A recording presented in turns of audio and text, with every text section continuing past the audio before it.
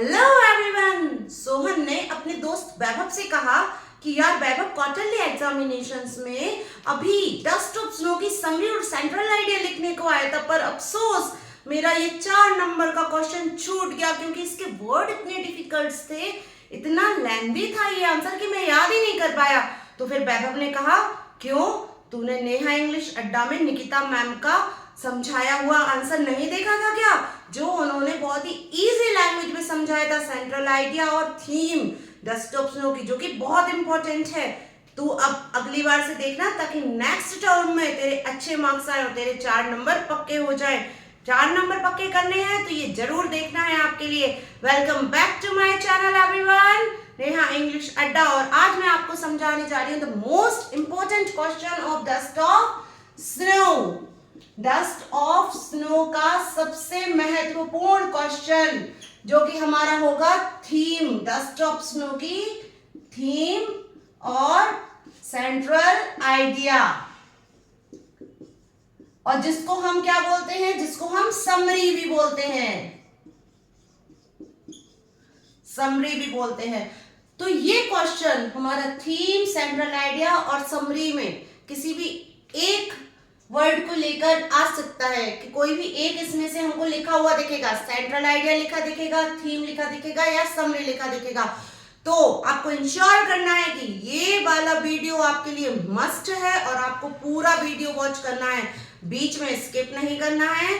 तो आइए हम शुरू करते हैं अपना पहला क्वेश्चन। तो आइए हम देखते हैं अपनी डस्ट ऑफ स्नो का मोस्ट इंपोर्टेंट क्वेश्चन, इसको मिस नहीं करना है। Let's start.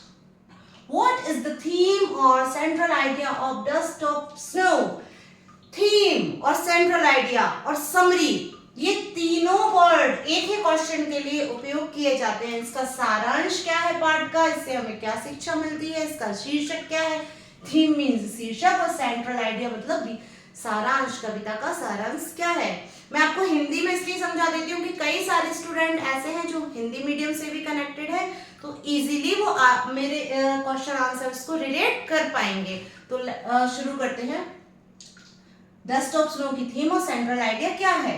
तो आंसर है, द थीम और central idea of Dust of snow is that even a small and simple incident can change a person's mood and make the day better.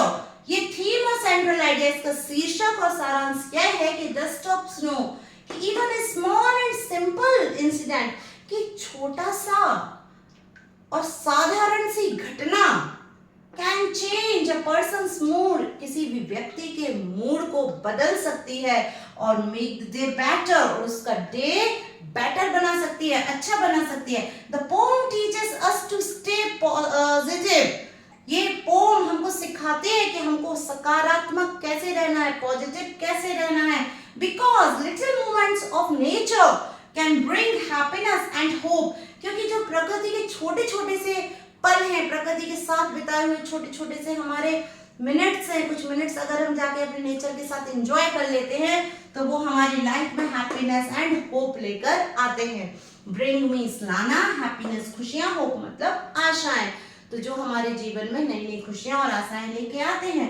It shows that, ये हमें ये भी दिखाती है कि काइंडनेस एंड ब्यूटी अराउंड अस, जो कि हमारे चारों तरफ दयालुता है, उदारता है, और चारों तरफ हमारी जो प्रकृति की खूबसूरती है, नो मैटर हाउ स्मॉल, ये मतलब नहीं है कि वो कितनी छोटी है, बस can make big difference in our life, जो कि हमारे जीवन में बहुत ही बड़े बड़े बदलाव लेकर आ सकती है। अब एक बार फिर से देखते हैं। अभी तो मैंने समराइज किया था, केवल आपको हिंदी समझाई थी, अब मैं और अच्छे से समझाती हूँ, तो ध्यान से देखिएगा। द थीम और central idea of Dust of snow is that even a small and simple incident can change a persons mood and make the day better.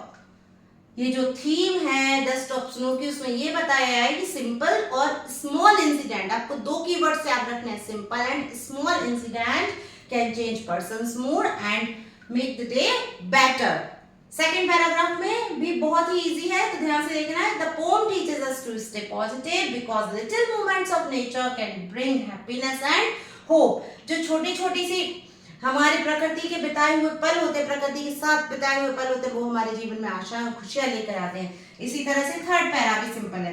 It shows that kindness and beauty around us means हमारे चारों ओर, no matter how small, can make big differences in our lifes. तो ये हमारी theme और summary है। इसके बाद मोरल समझा रही हूं, ध्यान से देखिएगा। अब हम करते हैं अपना दूसरा क्वेश्चन, मोरल। मोरल भी बहुत इंपॉर्टेंट है और आपको जो पहला क्वेश्चन मैंने बताया था थीम और सेंट्रल आइडिया, उससे मिलता जुलता ही पूरा दिखेगा। तो ये कुछ अलग नहीं है, बस क्वेश्चन का फॉर्म थोड़ा सा अलग हो जाता है। Right moral of the pome dust of snow. अब मोरल क्या होता है? मोरल मतलब शिक्षा। हमें इस कविता से क्या शिक्षा मिलती है? मोरल की जगह हमें कोई दूसरा वर्ड भी देखने को मिल सकता है। वो वर्ड क्या हो सकता है? मोरल की जगह क्या देखने को मिल सकता है? मोरल की जगह देखने को मिल सकता है हमें टीचिंग, TEACHING की टीचिंग क्या है, मतलब इस कहानी से हमको क्या शिक्षा मिलती है। तो मोरल की जगह हमको टीचिंग वर्ड भी देखने को मिल सकता है, तो इस बात का आपको ध्यान रखना है। आइए अब समझते हैं आंसर। द मोरल, मोरल मतलब शिक्षा, इस कहानी से क्या शिक्षा मिलती है? The moral of Dust of snow is that even a small act or simple movement can remove sadness and bring happiness in life।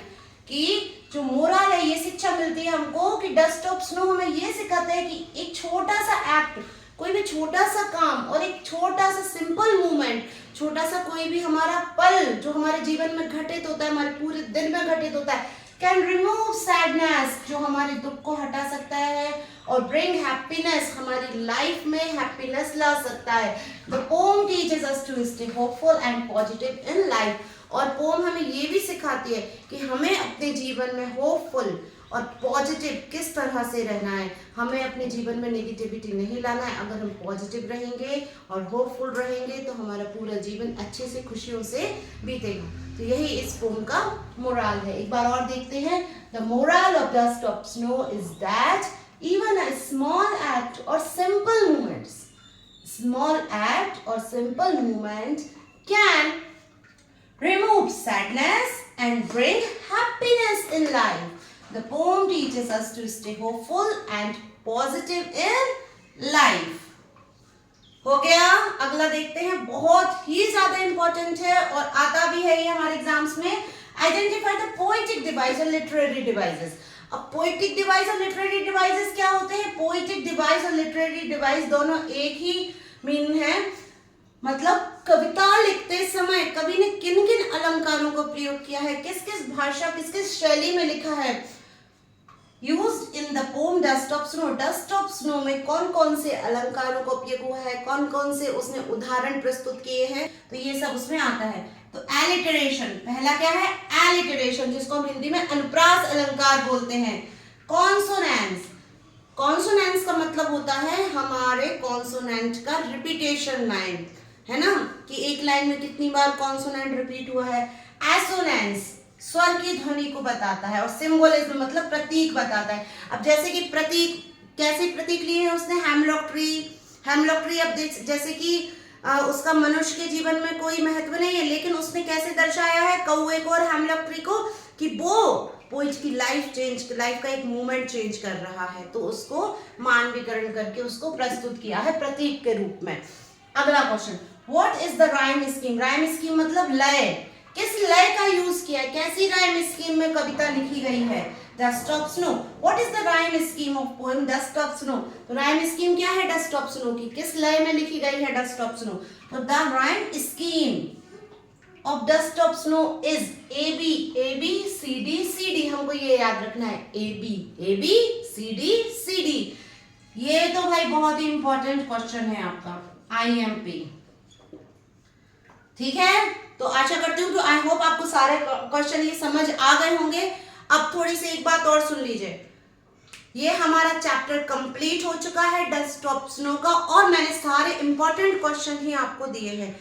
ये अगर आप सारे कर लेंगे तो मुझे नहीं लगता कि कोई भी क्वेश्चन इससे बाहर जाएगा। और ये हमारा पार्ट 3 था ये कंप्लीट होता है। अब हम अगले नेक्स्ट वीडियो में फायर और आइस के क्वेश्चन आंसर्स लेकर आएंगे। थैंक यू सो मच, बने रहिए नेहा इंग्लिश अड्डा के साथ। प्लीज लाइक जरूर करना है, लाइक करना है, लाइक करना है, शेयर करना है फ्रेंड्स के साथ, ताकि जो नहीं देख पा रहे हैं उनको भी पता चले कि कितने सिंपल तरीके से यहाँ पर समझाया जा रहा है। और सब्सक्राइब तो भाई करना ही करना है, जल्दी जल्दी सब्सक्राइब कर दीजिए ताकि मुझे भी अच्छा लगे और सिंपल वे में वीडियोस लेकर आऊं। Thank you so much for watching, thanks a lot.